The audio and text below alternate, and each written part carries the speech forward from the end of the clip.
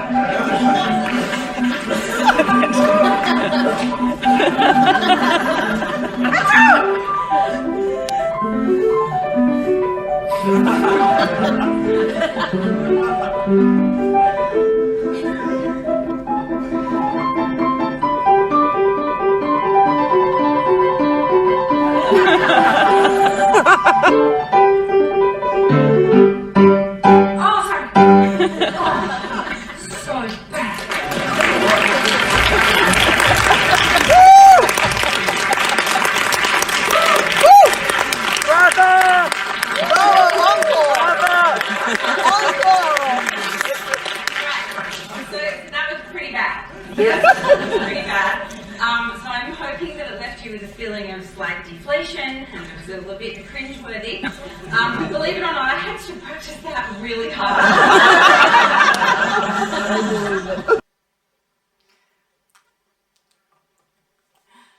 I really did have to practice that quite hard in order to purposely make the mistakes that I wanted to make during that. So, how many bad things did you pick up? Maybe just call them out. Obviously, I'm not going to be able to hear you, but perhaps you could discuss amongst yourselves even all the things that I did wrong. Why don't you do that for a few seconds?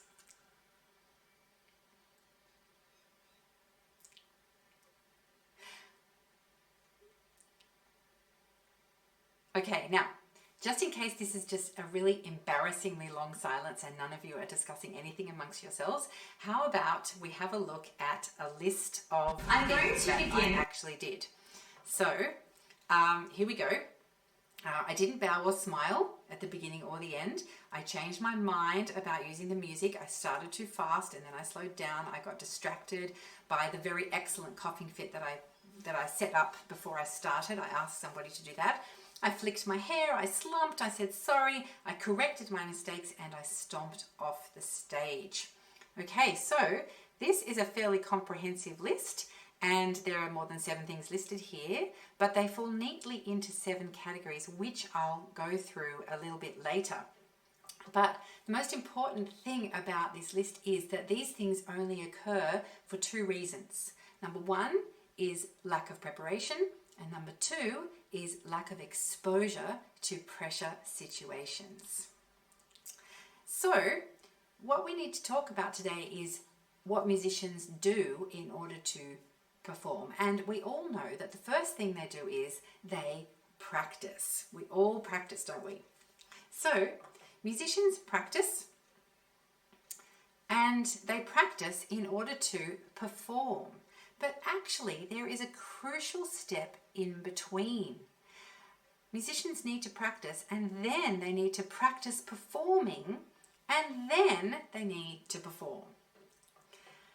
I had a mentor when I was at high school, my music teacher, and she used to say, if you want to give a magnificent performance, you must practice giving a magnificent performance.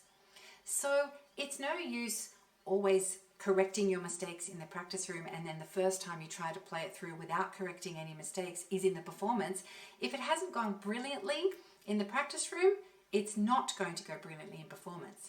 And it's certainly not going to go brilliantly if we've never actually performed it in front of other people. So it's one thing to get it right. It's quite another to get it right in front of others. So the first thing we're going to talk about today is number 1, practice. Now, we all know the phrase, practice makes perfect, but I prefer the phrase, practice makes permanent. We all know if you do something over and over and over, you can become very good at it, but it doesn't mean that what you were doing is correct. So here is a typical practice session of a student who's trying to perfect for release. So they're making a mistake in the second bar, and they keep on trying to fix it. So this is a typical student, what they might do. Oh, and they just start again. This might be a teenage girl.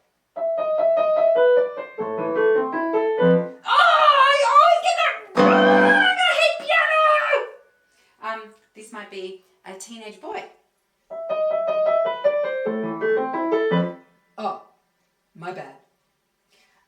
Now imagine a student's got it wrong 4 times in a row, and then on the 5th go, it's correct, and this is what they do.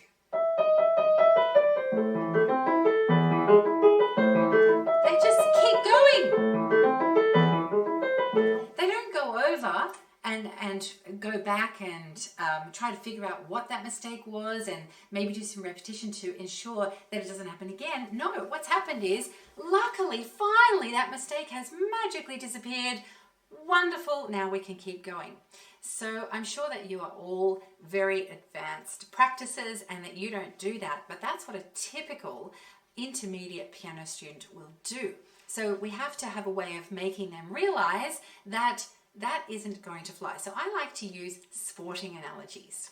I pick a sport that I know that they will like. So for example, tennis. If I know that they play tennis, I say to them, okay, I want you to imagine that the coach has asked you to serve the ball over the net and so you serve the ball, you serve the ball and it goes into the net. And so you try again, you serve it, and into the net. This is serving practice. It's not going well. You serve the ball again, into the net. Serve the ball again, into the net. Serve the ball again, it goes over the net, and it lands in the square. Is your coach going to say to you at that point, well done, fabulous training session, you can go home? And my students say, oh no, he would make me do it again and again until I was getting it over the net. I say, exactly. Getting it right 1 time out of 5 is not a good percentage. The most likely thing is that the next time you do it, you're going to get it wrong. You have to get it right more times than you get it wrong. And this is exactly the same for piano practice. So when you're going over something, not only do you have to fix a mistake, you have to eradicate that mistake. You have to completely obliterate that mistake. So there are 3 stages of learning that everyone goes through. The first stage is the cognitive stage. This is when we're just getting our head around a new skill. The second stage is the associative stage.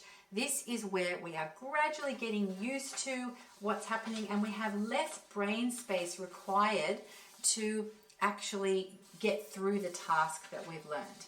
And then the third stage is the autonomous stage. And this is when we can do something without really thinking about it. We're so good at this skill, we've really mastered it, that it takes very little of our cognitive brain skills. We can just do it.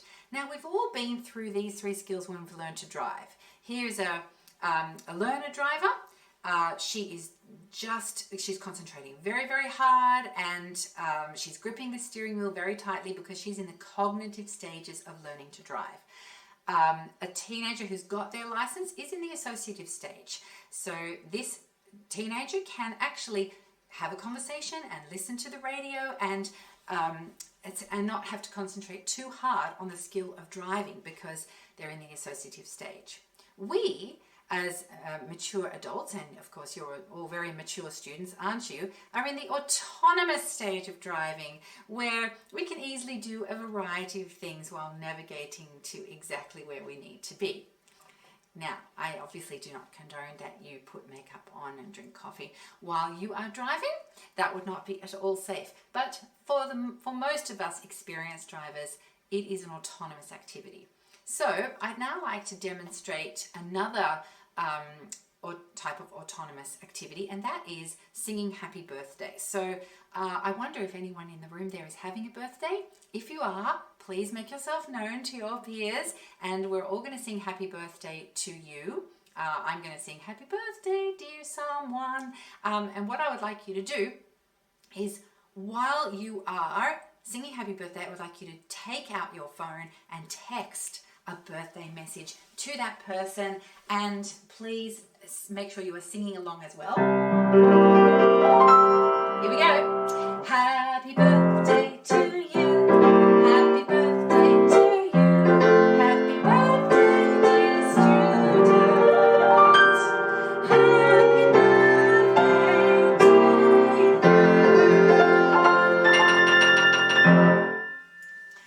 you. Okay, happy birthday if there was somebody that we were singing happy birthday to.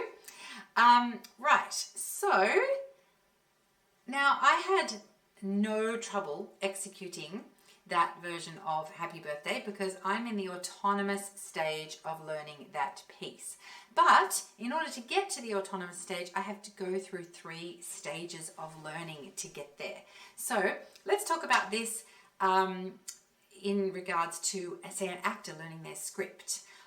When they're in the cognitive stages of learning, the first stage, then they're simply reading through the script and then making sure that they know how to pronounce all the words and looking at the stage directions. It's just a read through.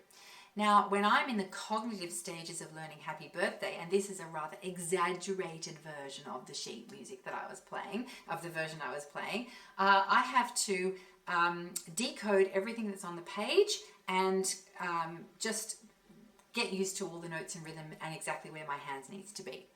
So into the associative stage, when actors are in the associative stage, they are now fluent and they're off script and they're getting their head around what the director wants them to do, and they're making a conscious effort to incorporate all the director's instructions. For me, playing Happy Birthday, when I'm in the associative stage, I am now not thinking about really where my fingers are going. I can incorporate a lot more expression, dynamics, articulation, that sort of thing. And when an actor is in the autonomous stage, the stage directions are absolutely ingrained. The actor is submersed in the character and is now able to respond to other actors. And they've got a marvelous stage presence, and we'll come back to that as well later when we talk about the performance sins. Now, when I am in the autonomous stage of Happy Birthday, I am actually able to, because it's autonomous, I can talk while I play. I can look at you and encourage you all to sing. I can worry that maybe none of you are absolutely singing at all, none of you are singing, and I can keep playing while I finish off this thought for this presentation. So, I wouldn't be able to do that if I wasn't in the autonomous stage of learning. And you were in the autonomous stage of singing it. It was an autonomous activity because hopefully if you were texting at the same time, it was so ingrained to just sing Happy Birthday. You do not have to think about that at all. So that's what we mean by autonomous. So I think we've finished talking about practice. We have to practice to the point where it feels autonomous and we can focus on other things. So now let's move on to number 2, practicing performing. We have to get used to playing things outside the practice room. Otherwise, we get this. I got it right at home. Have you ever said this phrase? I have had countless students say this phrase. Perhaps you have your own students who say this phrase. I have said it in my own lessons, and I'm sure you have said it in yours. Now, I believe that there is the I got it right at home syndrome. It's not untrue. It's not an excuse. It probably did go right at home. But then what happens is, in your lesson, a form of performance anxiety takes over and you can't play it as well as you did at home. That's because the conditions are different. It makes total sense. You're in a different room, you're on a different piano, you're now playing for your teacher. You're under what's called evaluative threat. This is a symptom of performance anxiety. It's a cause of performance anxiety. So we have to, and the other thing about that is that it may well not have been going so right at home. So when you're at home, you're relaxed, you're not worried about how you're playing, and actually a lot of mistakes can go unnoticed. And then suddenly, when you get into your lesson, you think, oh my gosh, this is not as good as I thought it was, and there's an impression that you got it right at home. The perspective for young students certainly is that they got it right at home, but it's possible that they didn't. So we'll talk about ways to eradicate the I got it right at home syndrome. The first one is that I encourage you all to perform for family, friends, and neighbors, and to do multiple performances leading up to whatever your crunch time performance actually is. Now, when I suggest to my students that they perform for their friends, they usually shake their heads. They go, no, I'm not going to do that, because they're scared. But this is exactly the type of thing that you need to do. Performing for your peers is the very hardest thing to do. If you can do that, you can do anything. So assemble your most critical audience that you can and get used to performing under those conditions. It's really great, really, really great practice. The next thing that I encourage my students to do is to record their pieces and send videos to me. It's amazing the adrenaline it creates when you ask your student, when I ask my students to do something in one take. So there's two reasons why this is good. Number one, it creates a performance situation. And number two, there's an opportunity for self-analysis. When you listen back to your recording, that you have your single take that you've made yourself do, and you listen back, and then you can really listen to what's going on, because many times when you're playing, it's really hard to listen critically to your own playing. So recording yourself, sending videos is a fantastic way to get over performance anxiety. And this is what I ask all my students to do. Okay, so the next thing that is so important is to perform in concerts and competitions and nursing homes. It doesn't matter where. The point is to practice being in a pressure situation and to get used to performing. The next thing is I deliberately distract them. So this is called adversity management.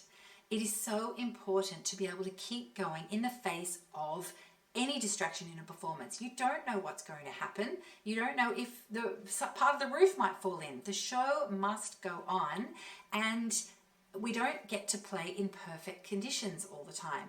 If we assume that everyone's always going to be quiet when we play and that we can only play under those conditions, we're going to get derailed if something happens. So I will deliberately walk around the room when my students are playing something. I'll clear my throat, I'll take a phone call, I'll drop something on the floor, and they have to keep going. And you can make it a quite interesting and funny experience, but ask someone ask your teacher to distract you deliberately and see how that goes. And the final thing that is really important is to have dress rehearsals. So we don't just go on stage and perform for the first time without having a dress rehearsal. All musicals have multiple dress rehearsals. They want to make sure that it has gone perfectly several times before the actual performance.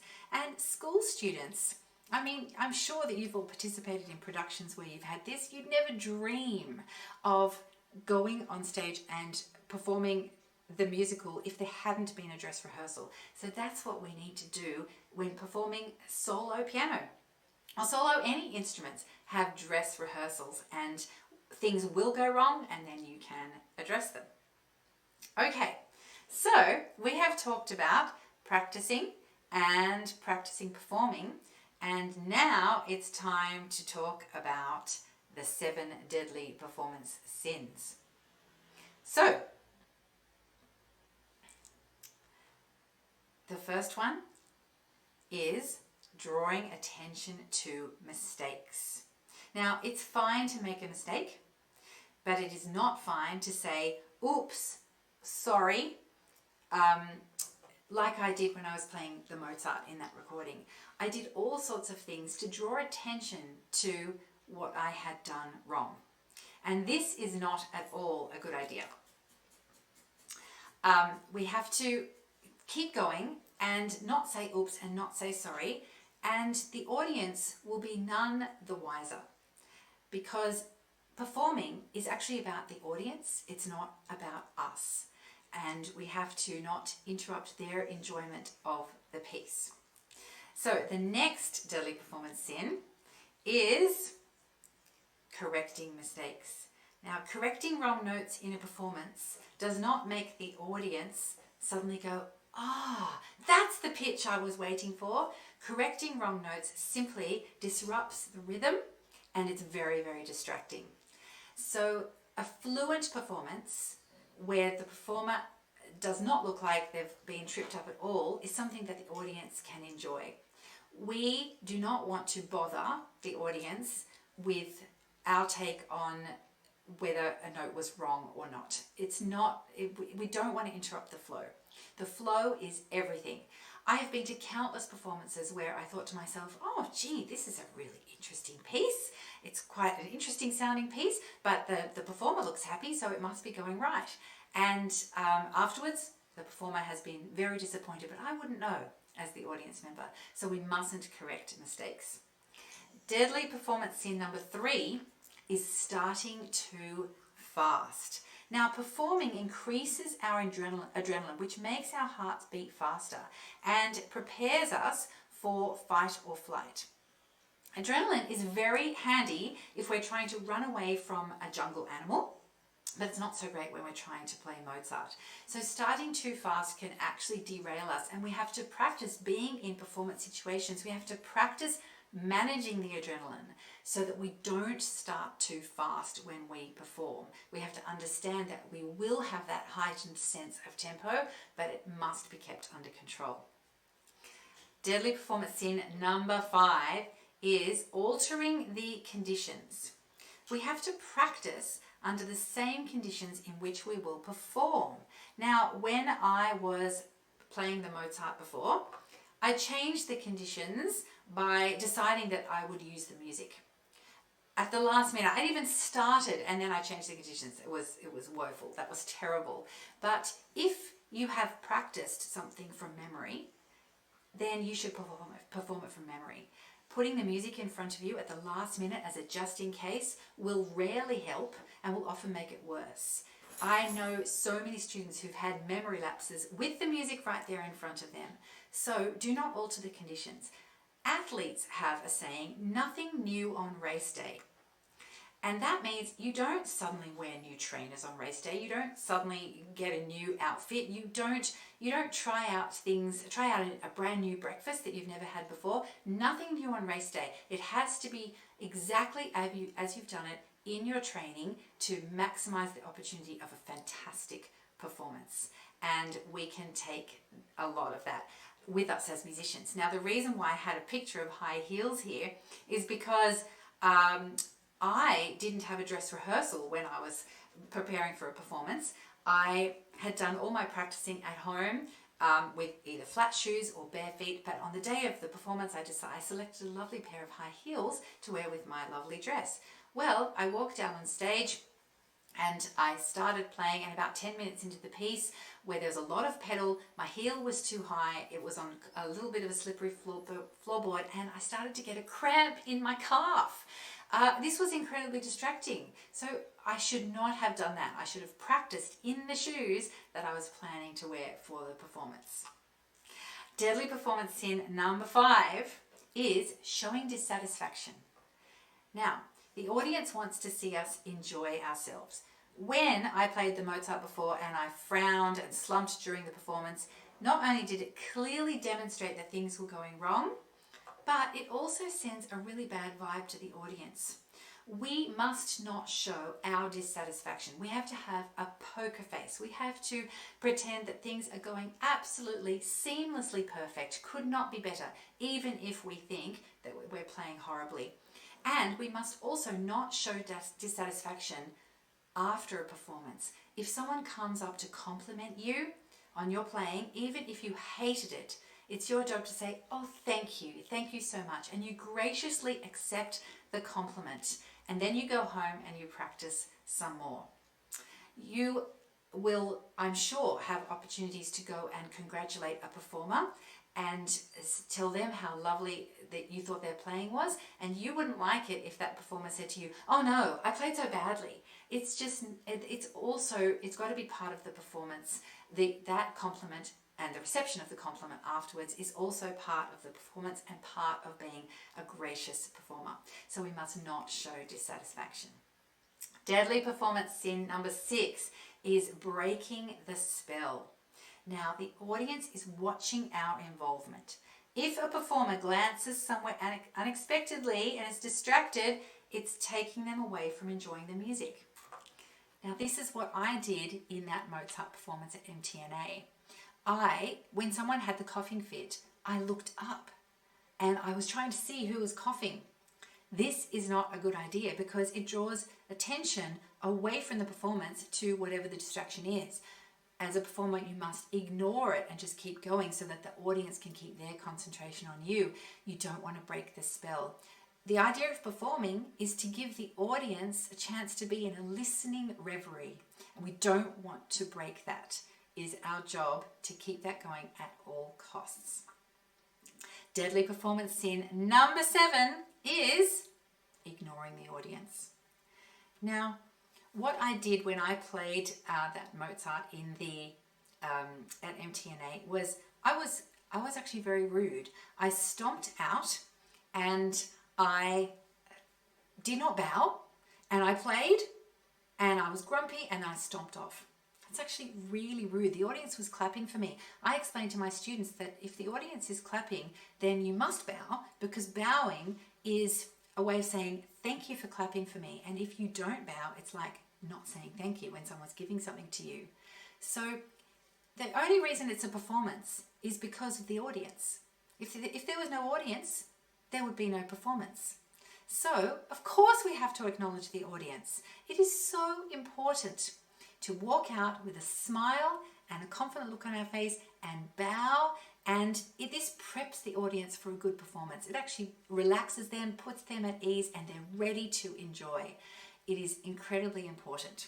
Now, another really important part of stage presence is encapsulated in this article, which I encourage you all to read. It is by Noah Kageyama, the Bulletproof Musician. Do a musician's physical movements and gestures affect how musical we think they are? So this is actually in regards to during the performance, your stage presence once you start to play. So I'll just briefly summarize the article for you.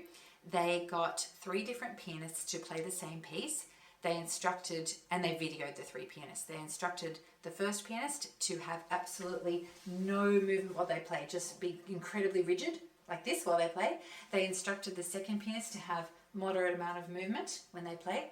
And they asked the third pianist to be incredibly dramatic, doing all sorts of very exaggerated movements. And they recorded these 3 performances and played them back for a focus group. And the focus group was asked to comment on the musicality of different things, the rubato, the expressive techniques, and the overall expression of the piece. And by far, the pianist that moved the most got the highest ratings. Now, but here's the crux. The sound that the focus group listened to for all 3 pianists was the same. It was Ashkenazi playing this piece. So they gave the most marks to the pianist who moved dramatically. They gave the least marks to the person who sat rigidly. But the actual music that they heard was completely identical. So that is a very important part of stage presence when you perform. You must look as though you're engaged with the music and acknowledge the audience both before and after the performance. Okay, so we have now talked about practice and practice performing, and we've talked about performing. So now that we've covered them all, we're going to finish by flipping the 7 deadly performances on their head. Instead of having 7 deadly performance sins, let's have the 7 vital virtues of performance. So here they are. Number 1, we must ignore mistakes. Number 2, prioritize the rhythm. Number 3, control the speed. Number 4, have dress rehearsals. Number 5, keep a poker face. Number 6, cast a spell. And number 7, love the audience. Speaking of which, I haven't met any of you, but I love you. Thank you so much for listening to today. If you have any questions or you would like to get in contact with me, you can email me at samantha@blitzbooks.com. And I am delighted to have been able to do this presentation for you. Thank you for listening.